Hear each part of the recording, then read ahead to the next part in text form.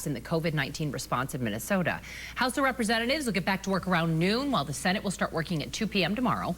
House Speaker Melissa Hortman and Senate Majority Leader Paul Gazelka released a statement saying that they are continuing to work closely with Governor Walz on COVID-19 matters to protect the health and the well-being of Minnesotans. They also say they will convene within the guidelines of the State Department of Health. All right, it's 5 minutes into the afternoon here as we look live outside from our Midway Skycam downtown Minneapolis, and the picture has not changed much since even very early this morning. Kind of a gloomy, cloudy, wet day out there. We want to bring in meteorologist Jonathan Newhouse tracking the showers and snow on the radar right now, John. That's right, Matt. You can probably see that. There's white on this radar, and that indicates snow. The pink indicates a mix of rain and snow, and there might be a little bit of sleet, too, in these yellow areas around the St. Cloud area. But here at the Twin Cities, we're just anticipating rain for most of the day. Earlier this morning, we did have a few thunderstorms that were sneaking up just south of the Twin Cities and wound up over here in western Wisconsin. But as we head through this day, we're going to continue to see this rain become more widespread and a little heavier into the afternoon. And yes, that's some snow out there, and this could end as some snow here in the Twin Cities. We're not anticipating much, but there may be a light coating late tonight. So the temperature holds steady around 48 degrees this afternoon. Rain, at times there may be a little bit of thunder, but otherwise look for just a wet afternoon. I'll detail your 7-day forecast, let you know about some nice days ahead. It's coming up in a few minutes. We'll look forward to that, John. Thank you. St. Paul City Council members will be meeting today, but for the very first time, the group's not going to meet in person. They'll all be meeting over a video conference, and Mayor Melvin Carter plans to present a small business and family relief proposal during an update on how the capital city's response to the pandemic's unfolding. And if you're interested in watching that meeting, you can do it online. The meeting gets going in about 3.5 hours at 3:30 this afternoon. And we know that Governor Tim Walz will be speaking this afternoon, too, around 2 o'clock, giving us an update. We do know this at this point. He's holding off on a shelter in place, at least for now. But at the same time, Leah, he says school closures and those restrictions in place on bars and restaurants and gyms and the like, well, they were originally set to expire Friday, but they're going to be extended likely. And the governor's also openly disagreeing with President Donald Trump's hope to send Americans back to work by the Easter holiday. This is going to take some time. It's going to be well beyond Easter, and I don't think it does us any good to pretend that it's not. The governor says his administration is still collecting data on when COVID-19 cases could peak locally and when Minnesota would hit hospital bed capacity. The governor says he plans to make a decision then about more restrictions after getting that information. And some promising news here to pass along. The governor says he already has data that offers proof Minnesotans are following the social distancing guidelines and they are choosing to stay home, Leah. There's at least one economist we spoke with from the University of Minnesota who's warning about how quickly we restart the economy. Vivi Chari helps advise the Federal Reserve, and he warns about what could happen if we jump back in too soon. Back into normal economic activity without an adequate testing infrastructure is just going to lead us in this cycle forever. So he says without better testing, infected people could once again come into contact with others, which could cause a spike in cases and more economic issues. A shortage in testing is still an issue across the U.S. And the Minnesota Health Department only tested 150 kits on Monday. That's the smallest batch yet. There's some growing concern that coronavirus cases could really start to multiply and then eventually overload the hospital system across the state in the next few weeks. And one doctor at Hennepin Healthcare says they're looking at setting up beds for patients in places like hotels and closed nursing homes. In the metro, about 15% of intensive care unit beds are open right now, only 15%. And those are expected to fill up fast. A lot of people are on critical care, on life support for weeks at a time with this. As for ventilators, we're hearing a lot of talk about those. Hennepin Healthcare operates about 50 of them across all of its facilities. And they say they can double that number by using some substitute hospital equipment instead. Meanwhile, the University of Minnesota doctors are making ventilators to try and help with the COVID-19 effort. They've put together a prototype using some readily available, just off-the-shelf materials. And they say this is going to create a cheaper option that will be more easily scaled into different designs. And as this COVID-19 pandemic grows, we're learning more about the disease itself and the symptoms. And we've heard about coughing, fever, difficulty breathing. But KSTP medical expert Dr. Raquel Giorgio says there may be more to watch out for.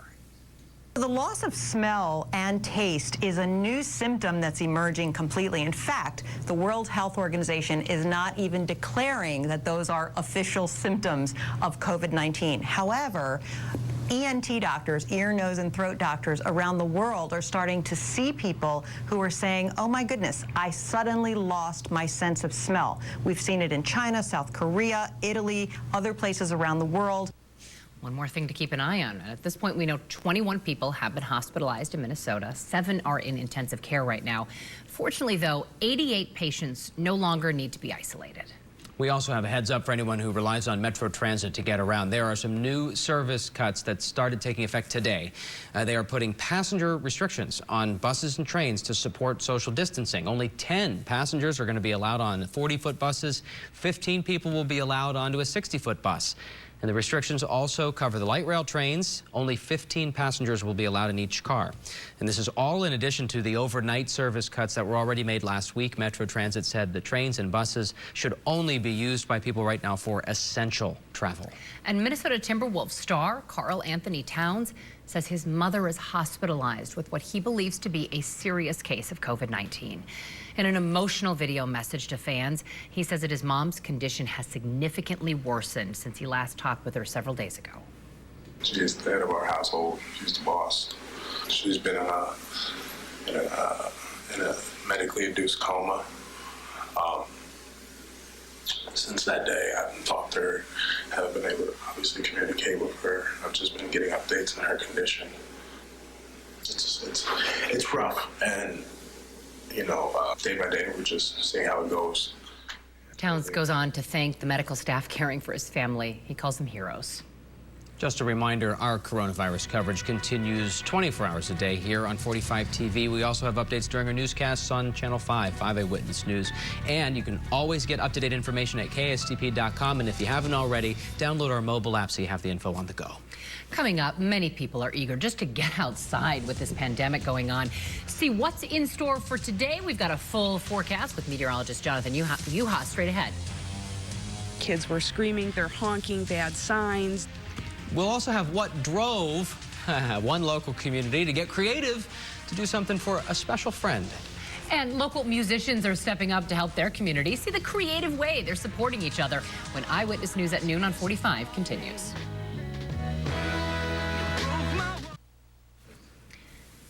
Welcome back, everybody. With gyms closing due to COVID-19, a lot of people want to get outside. They're using the parks to try to stay active. Well, the city of Richfield wants to remind people to be careful. They posted these signs. These have important reminders about still practicing social distancing, even when you're outside. There are also reminders just to go home if you're sick. Yeah, and you know, getting out there to get some fresh air is still really important. You can't just sit inside, and a whole lot of people are taking advantage of parks and trails all around the state. And here's some video. I think this was around Lake Harriet. And officials say you still need to practice social distancing, though, even when you're outside. We've heard reports that the lakes and parks are just packed with people, and you can see that here on these trails. Minneapolis Parks and Rec also asking people to stay home if they're not feeling well. Very important. Oh, it's so true. I've been out at the Minneapolis lakes, and there are lots of people, but I think people are remembering that. Keep your distance. So the coronavirus pandemic is complicating just about every part of our lives right now. You can't even plan a birthday party without worrying about too many guests and keeping your distance. Well, as Crystal Bowie reports now, there's a Western Wisconsin community who got really creative, and all to show a boy how much he is loved. Zayden Fry almost didn't get to celebrate his 9th birthday. Coronavirus caused the family to cancel his party. But Zayden's grandparents were determined to make it memorable, so they asked the community for help. I got a text from his teacher and a friend of mine that says, bring Zayden out on the deck. And this is what Zayden saw. Cars lining up around the block, honking to say happy birthday. Kids were screaming, they're honking, they had signs, they decorated their cars. It was amazing. Zayden couldn't believe his eyes. And then they went up to the deck and gave me a cake and cupcakes. I've never experienced something like that before. The dozens of gestures and hundreds of honks even more meaningful because it hasn't been easy for the Fry family. Zayden's mom died last year, so seeing this many people care was extra special. He was able to wave at everybody that that passed by, and if he wasn't there, they would come around again and they'd lay on the horn even longer. A community making sure one boy still felt loved on his birthday, even if it didn't go quite as planned. My heart was full. I cried. My husband cried. He cried. It just tells you that we're not alone, and there is people out there that care, and they continuously care. Thank you. In North Hudson, Wisconsin, Crystal Bowie, Eyewitness News on 45. Well, I want to show you some snow out there here in western Minnesota. Now, this is far from the Twin Cities, but it may look like this in the Twin Cities later this evening as that rain that we have transitions over to some snow. But this is Highway US 212 west of Dawson, getting close to the Minnesota-South Dakota border, where they're just getting a little bit of snow, so the roads may be a little slick out that way. But here, it's just a rain and warm enough that it stays rain most of the day. Right now, 46 degrees in the Twin Cities, calm winds. We don't have any real heavy rain in the metro, but as we head into the afternoon, the rain will become heavier and more steady. Temperatures are a little warmer on the southeast side of the metro in the upper 40s. As you get northwest of here, it drops off to 40 at Buffalo, 35 at St. Cloud. The significance of watching that today is because when it's raining, we want to see where those temperatures are, and we know our temperature will be falling into the upper 30s late this afternoon, so we could wind up seeing snow mixed with sleet and rain after about 6 or 7 o'clock. It won't amount to much, though. It is warming up to our south right now, 52 at Chicago, 58 at Grand Island, while it's still quite cold to our north, and that is helping to generate this storm system that we have over the area. And it is igniting a little bit of lightning at times, not severe thunderstorms, but we've had some lightning around LeSueur County, and then we saw some in western Wisconsin, and that's the way it's going to be today. The Severe Storms Forecast Center does have the possibility of non-severe thunderstorms all the way up to Scott and Dakota County. Further south is a better risk here to see embedded thunderstorms. Remember, sometimes they can produce hail when it's cold out and you're getting a thunderstorm, but not damaging hail. This is what we have here. Rain to our south, drizzle in the Twin Cities, and a heavier rain to our north that mixes with snow around St. Cloud and points west to the South Dakota border. I was showing you US 212 out here, getting a little bit of accumulation, not much. And as this moves through the Twin Cities today, it'll mainly be rain, but as we get into this evening, it will mix with some snow. So this is 3 o'clock, 4 o'clock, the rush hour, and it's just mostly rain. But on the back side of this, a little bit of snow mixing in with this at times. And then it ends before midnight, and it's out of here. And we wake up to a fairly nice Thursday here in the Twin Cities. So for today, we'll have clouds and fog, rain, maybe a little thunder. Temperature will fall from 46 degrees to about 38 degrees by 6 p.m. And then as we get into tonight, colder. That period of rain and snow mixed until about midnight, probably really ending about 9 or 10 o'clock. Some patchy fog developing late, overnight low at 30, and then tomorrow it starts out nice in the morning, but then as we get into the afternoon, we're back to clouds and we have a chance for some rain showers. Nicer on Friday after fog in the morning, 53, and then a very wet Saturday, some rain, some thunder, high at 48. Sunday, we could actually have a little light snow in the morning, but the afternoon looks great at 52 with sunshine. And look at your Monday, we're at 60, and then 56 on Tuesday. So you can see it's about every other day here. We're getting some rain in the Twin Cities. Yes, it's spring, isn't it? John, thanks. Back to the coronavirus pandemic, and as you know, it is impacting so many people and the livelihoods of a lot of us. One population of workers is being hit especially hard, and that's musicians. So some local musicians are turning to the community for support right now, and they're launching a new coloring book. It's called The Big Coloring Book of First Avenue, and it was set up by that all iconic Minneapolis venue. Organizers say a large portion of the proceeds, about 60%, will be donated, and it features drawings from local artists. And the coloring book is the brainchild of local artist Harmar Superstar. His real name is Sean Tillman, and the coloring book costs $20, and they are expected to be in the mail sometime in April. All right, there's a great idea. There's another local couple sending a letter to Governor Tim Walz, and they're asking for more help for small businesses. It has been shared hundreds of times, this letter has, on social media. And as Callan Gray reports, the governor says he's now working with lawmakers in Washington to see what can be done. When salons and spas were shut down last week through an executive order, the owners of Sola Salon Studios stopped charging rent. They have 8 locations where about 340 beauty professionals rent space for their businesses. But what that doesn't help all of those people with is paying their bills, paying their personal bills. So they posted a letter calling on Governor Walz and state lawmakers to change the rules for unemployment benefits so that all sole practitioners can qualify, or that a similar program be created to help them. It's been shared more than 600 times on Facebook. The state or the federal government, somebody needs to make provision for these people who can't work while the closures are going on. According to the State Department of Employment and Economic Development, self-employed workers and independent contractors can access unemployment benefits, but only if they previously elected to be covered. If you pay in, then you're eligible. But they say these are extenuating circumstances. The whole unemployment fund, it doesn't really contemplate that people would be out of work because the government is the one to shut them down. What we're asking the government to do is, take that into account and try to provide some relief to those people. In the last few days, Governor Walz has announced small business emergency loans are now available on the state and federal level.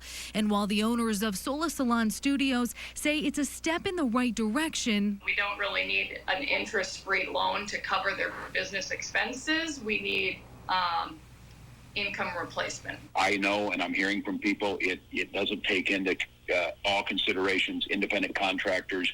We are continuing to work to provide that data and that support. In the last week, state officials say they have received nearly 150,000 new applications for unemployment insurance, and more than 10,000 of those came from people who work in the personal care and service industry, including salons and spas. Reporting from the Capitol, Callan Gray, Eyewitness News on 45. And Minnesota businesses all over are having to reinvent themselves. Some are trying to step up and help in the fight against COVID-19. And that includes Twin Cities Flag Source in Anoka County, which usually makes and repairs American flags. But this week, the company hopes to produce medical masks instead and to donate them to a local hospital. Right now, these face masks are important to people that need them while they can't get them. And they're not the only ones. WSI Sportswear in Eagan is also stepping up to help the company, also creating medical masks to try and get people protected. We have so many people jumping in to help. And all around the U.S., people are making the best of a bad situation. All this going on amid a pandemic. Viewers are sending us inspirational stories every day, like one family celebrating a new addition in a difficult time. Take a look. This is little Willow Teresa.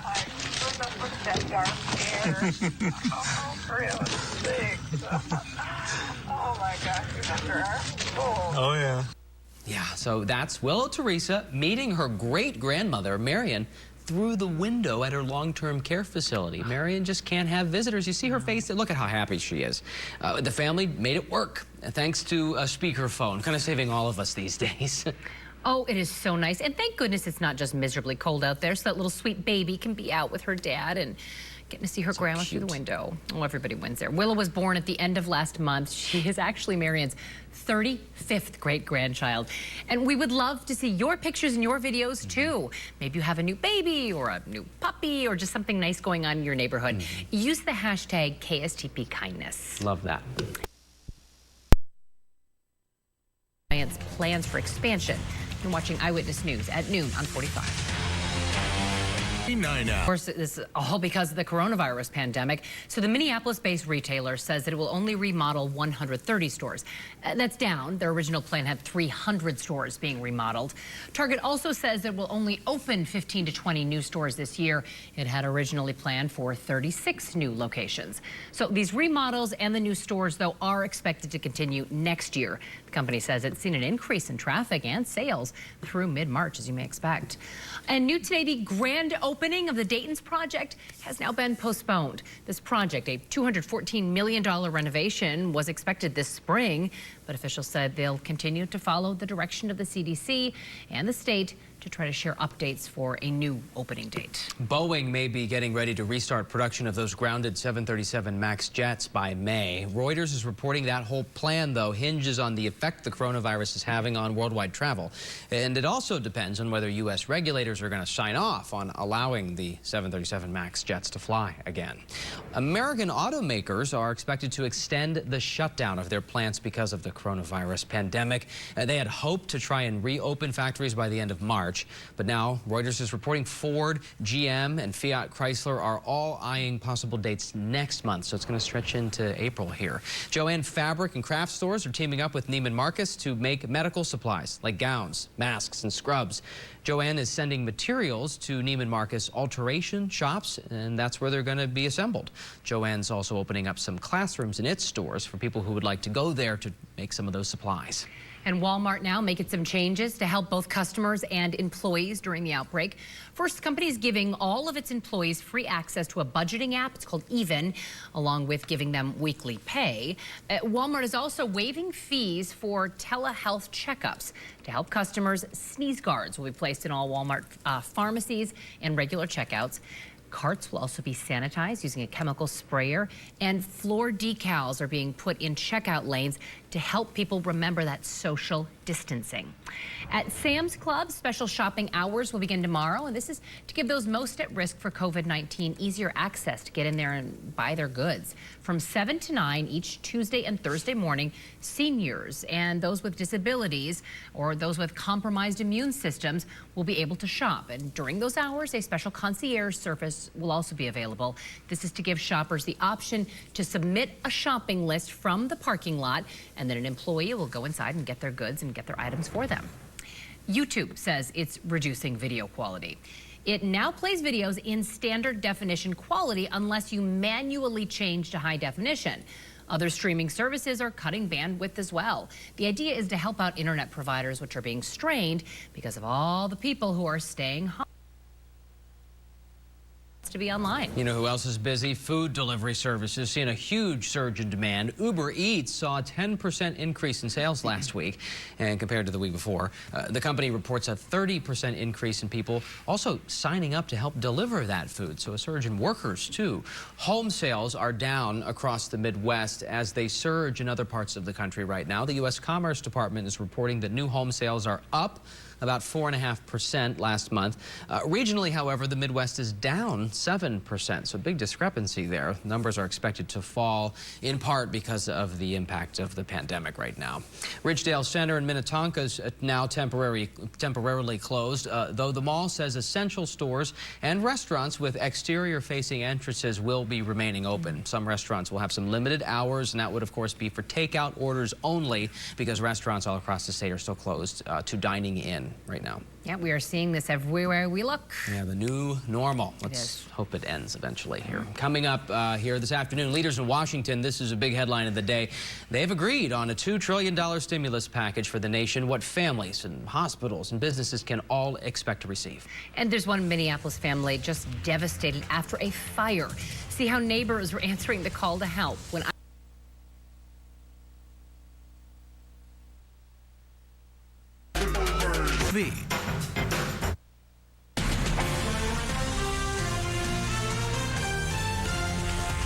Welcome back, everybody. Good afternoon again. It's the bottom of the hour now, and topping the news, of course, is the very latest on the coronavirus pandemic. And we just got that updated number of confirmed cases in Minnesota earlier this morning, and it continues to climb. It does in Minnesota and around the globe. And as our governor has done every day this week, Governor Tim Walz will again give an update at 2 o'clock this afternoon. He's also speaking with leaders of the Minnesota Department of Health. And the governor is still also working from home. He's going to stay quarantined in St. Paul until April 6th. He was exposed to someone on his security detail who has tested positive for COVID-19. Another thing we're keeping an eye on today is the stock market, and look at this. After plenty of days of arrows pointing down in the red. You're seeing lots of green. Dow Jones up over 1,000 today. NASDAQ, S&P 500.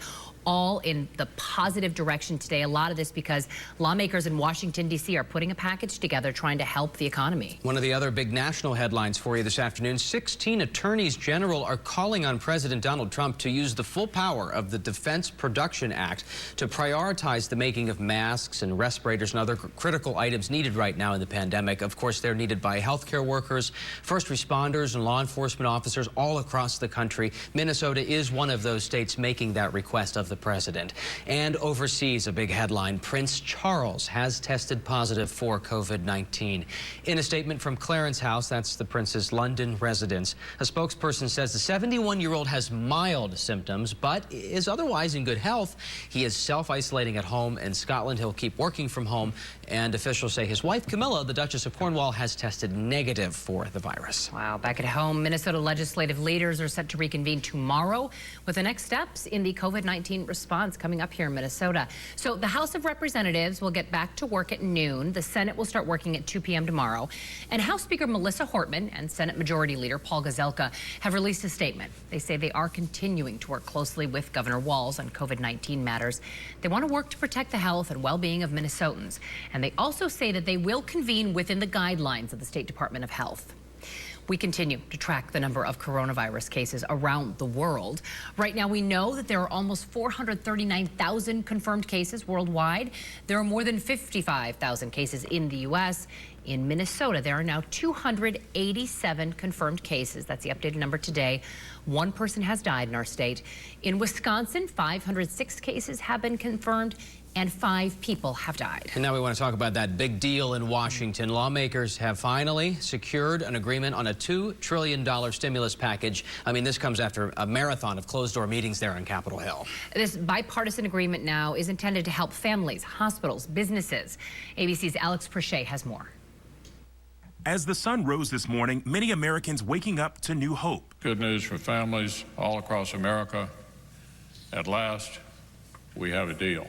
On Capitol Hill, Senate leaders announcing that Congress and the White House reached an agreement on an unprecedented $2 trillion spending package meant to offer relief to workers and business owners suffering under the COVID-19 pandemic. The deal comes after 5 days of heated marathon negotiations, providing over $800 billion in support for companies, big and small, and boosting unemployment benefits, as the leading Senate Democrat told MSNBC. We greatly reduced the restrictions on applying for unemployment. It's going to be very simple and very easy. And second, we give the states much more money to hire people so they can take the new loads that are coming. It also includes a one-time payment of $1,200 directly to most American taxpayers. The stimulus check would definitely help with my mortgage, as well as our 2 car payments. It would definitely help our family. The package includes some strings, too. An oversight committee for big business bailouts, and a provision that businesses controlled by the president, vice president, members of Congress, and the cabinet don't receive federal funds, both key elements Democrats insisted on. The bill can now be passed and enacted within days, adding to economic support already provided by the Federal Reserve. President Trump also hoping to ease restrictions on social distancing that could allow some businesses to reopen by Easter. Easter is our timeline. What a great timeline that would be. But the virus is still spreading very fast in the U.S., and the nation's top expert is offering a different view. That's really very flexible. We just had a conversation with the president in the Oval Office talking about, you know, you can look at a date, but you got to be very flexible and on a literally day-by-day and week-by-week basis. Alex Prochet, ABC News, Washington. And 3 west central Minnesota counties have come up with creative healthcare solutions. There's a former prison that's now being turned into a healthcare facility. Former Prairie Correctional Facility in Appleton will soon open to handle COVID-19 patients. This will help smaller hospitals in the area that don't have the resources. The goal is to have it open by Monday. Looks like we're going to have a rainy day on our hands here through the afternoon. Looking live from our Buck Hill Skycam in Burnsville. Clouds just sticking around overhead. Meteorologist Jonathan Uhas is here pinpointing those showers for us on the radar, and we have a little snow mixed in too. That's right, Matt. We have mainly rain to our south with embedded thunder down toward Rochester, extending to Albert Lee, and then an area of rain mixed with some sleet as you get up toward St. Cloud, and then changing all over to snow out there on the Minnesota-South Dakota border. Now, what'll happen is we'll continue to see rain pass through the Twin Cities for the rest of the afternoon. Right now, it's just light rain, but it will become a more moderate rain here in the next hour and a half. And temperatures will fall. It'll be a raw day. Temperatures by 6 o'clock tonight in the upper 30s, and some of that rain will be mixed with sleet and snow tonight. But we do have some better days ahead. I'll let you know about that coming up in a few minutes. Jonathan, thank you. We will see you then. Right now, we want to let you know about a crime alert. In fact, this is in Edina. There is a $1,000 reward now that is being offered for information leading to an arrest in this robbery. Police say that these suspects robbed the York Avenue Cub Foods earlier this month. They say the two men approached the cashier to purchase something and then decided not to pay for the items, grabbed them, and ran. An employee who tried to stop the men was hit in the face. The suspects drove off in a blue Pontiac G6. Now, if you have any information, you are asked to call police. There's a growing family that's just lost everything. It comes after a big fire that destroyed a popular restaurant in northeast Minneapolis. The fire started Sunday night. It was at El Taco Riendo, and firefighters say it all started in an apartment above the restaurant. Michael and Punki Mathern lived there, and now they have to start all over. Friends, family, and the community are all those stepping up to help them. So incredibly uplifting and motivating to know that all those people are around us and supporting us. So Michael is a special education assistant at Edison High School in Minneapolis, and they're expecting twins this summer. And if you'd like to help the family out, we have some links online to 2 GoFundMe pages. Look for those at KSTP.com if you can send a little something their way. Wow. Coming up, experts are warning people about an increase in cybercrime. What you might want to know about scammers and the coronavirus straight ahead. Plus, new hand washing stations all over the city streets. They're going to be popping up. We'll explain where this is happening when Eyewitness News at noon on 45 continues. Welcome back to Eyewitness News at noon. Sadly, there are people who are trying to cash in on the COVID-19 crisis right now. Maybe you've seen some of these emails or text messages lately. Tech experts are warning, and the state of Minnesota is also sounding the alarm about this. This is the work of cyber criminals. They say you need to watch out for these unsolicited messages you're getting, and particularly those requests that ask you to click a link or provide personal information. And they often have misspellings and strange internet addresses that you wouldn't normally see from official agencies. Look for those, and if you get a message you think is suspicious, just delete it to be safe. There are a lot of nurses and doctors now who are reusing masks amid this outbreak. They're trying to conserve the supply. But just yesterday, 40,000 N95 masks were donated to some grateful nurses at the State Emergency Operations Center in St. Paul. We always knew that we were the most respected nation, or most respected profession in the nation, but now I see that we are the most loved. Now these masks are set to be distributed to hospitals and to nurses across the Twin Cities. The masks were donated by the Sportsman's Guide Outfitters in South St. Paul. Minneapolis Downtown Improvement District is now trying to make it easier for people to wash their hands. Look at this. Look what they did. Yesterday, they put out 10 hand washing stations around downtown. Now, the exact locations could change, but each one is a dual sink unit. It's got water, soap, and paper towels all right there for you.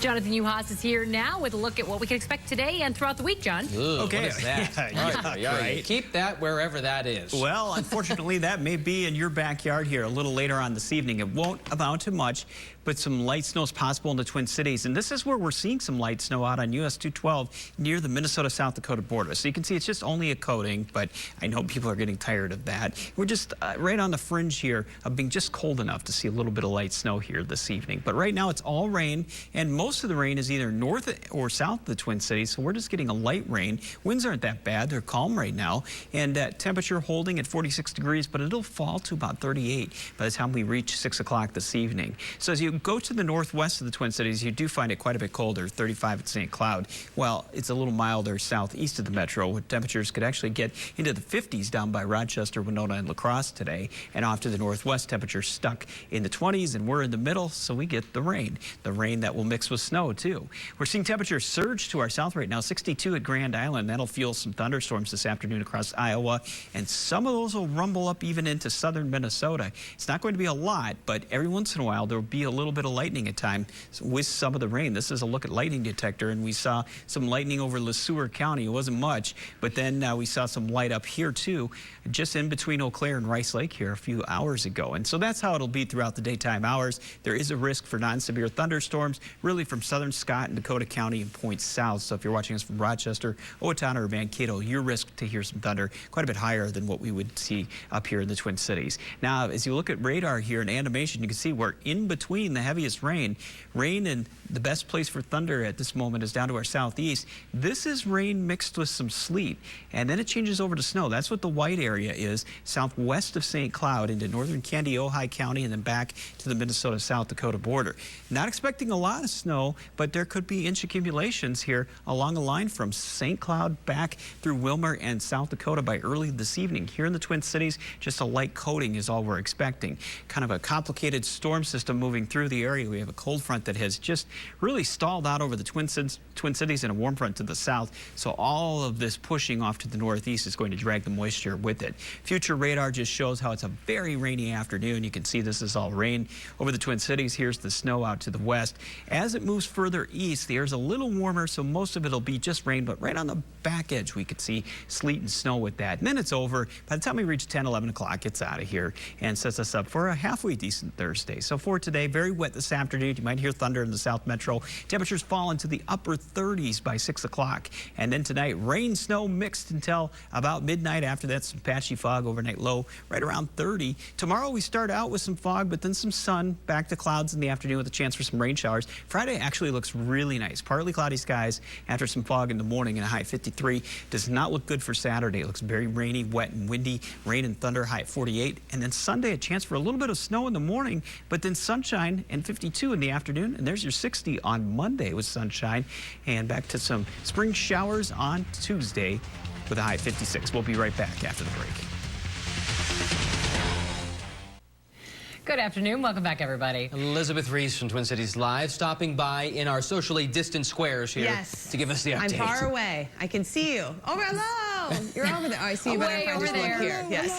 Well, thank you for that. Well, let's talk about small business owners because they have found themselves working very hard and very quickly to find new ways to serve their customers. And for the fitness industry, one that thrives on community, it meant doing business in an entirely new way. So we love to bring you this story. Twin Cities Live reporter Kelly Hansen checked in with the owner of Bluma Yoga, Sarah Longacre. What she found was virtual yoga, but Kelly also found a couple of ways to just take a breath during these uncertain times. Take a look at this.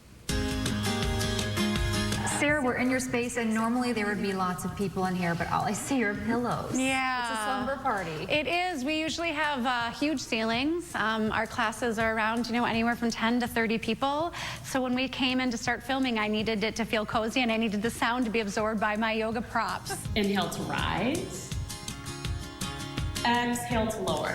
I can't believe what we all need right now as human beings. We need connection, and we're not used to this. Our whole nervous system is off. There's not a better time right now to take time for yourself. So many parents right now are homeschooling. So many are working from home.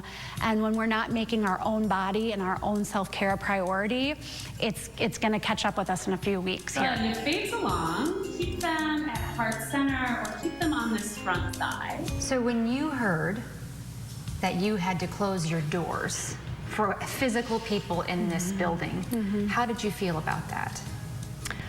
Right away, my mind went to every single person that counts on community, that sees each other face to face, but really, it was the other small business owners. I'm starting to drive around the Twin Cities now knowing I know someone owns that. I know someone that owns that. My place went right to connection to them and how can we support local business owners, because we won't be here in 3 months if we can't sustain this. We're in a yoga studio, and I feel like I can't leave here without asking if there are a couple things that we can do daily to help us just get to the next moment. Our bodies need breath. and we need to remind the nervous system that we're okay. So one thing that we can do, Kelly, is really simple. It's a 4-count inhale. So we're going to inhale for 1, 2, 3, 4. You pause and hold that inhale for 4 seconds.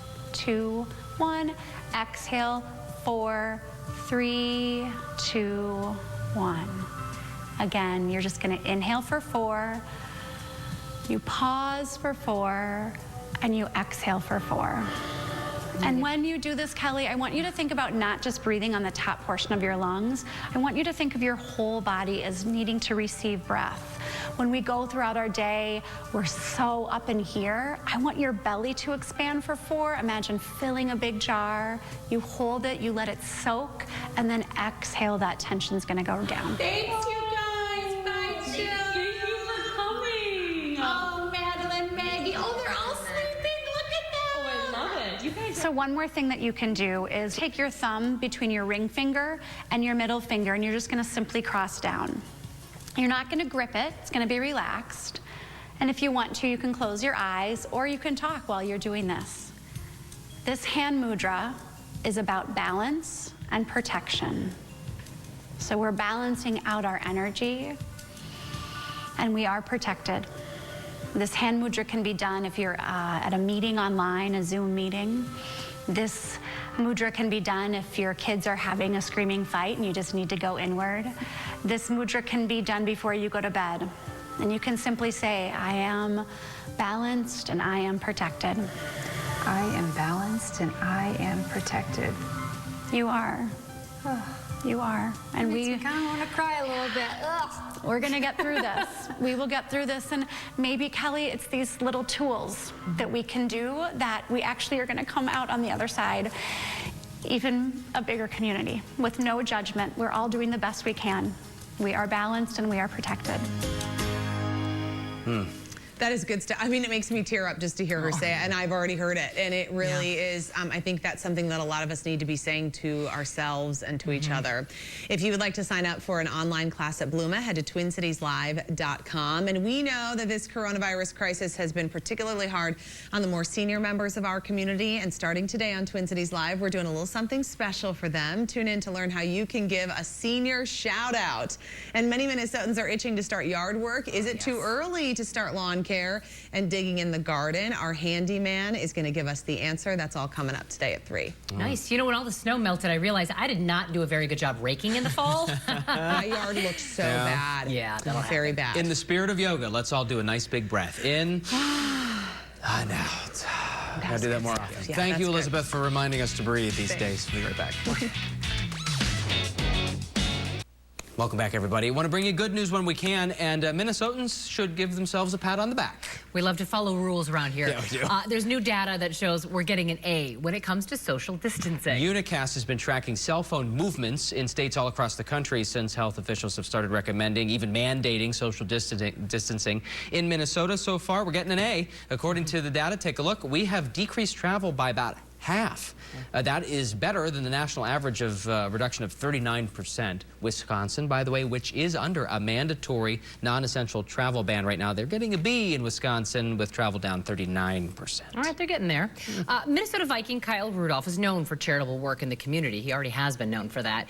Now he's really stepping it up again during this outbreak. Take a look. He and his wife Jordan have announced that they're donating 82,000 meals to Second Harvest Heartland, which is helping Minnesotans who are really hit hard by the pandemic right now. Don't want anyone to go hungry. And they're hoping you can help out too. They have set a goal of raising an additional $200,000 and have set up a link for you to donate, and we have that for you on our website, KSTP.com, if you'd like to help. That $200,000 would provide 600,000 meals for local families. Oh, it all counts. All right, Jonathan is here now with more on this rainy, soggy, even snowy day. You said it all right there. That's what exactly it is going to be. Very rainy outside today. We'll have that rain become more steady here in the next hour or so. And then that rain mixes with a little bit of sleet and snow tonight. We're not expecting any big accumulations. Could be a light coating, but that is possible tonight before it ends, a little before midnight. Now, don't be surprised, too, especially if you're south of here, if you hear a little bit of thunder at times today, as a bit of thunderstorms around. Temperatures will fall from the 46 we're at right now to 38 by 6 p.m. Tomorrow starts out nice with sunshine, but then we get some more showers in the afternoon. Friday does look very nice before a very wet and windy Saturday, and then nice on Sunday in the afternoon, nice again on Monday. Thanks for joining us, everyone. Have a great day, folks.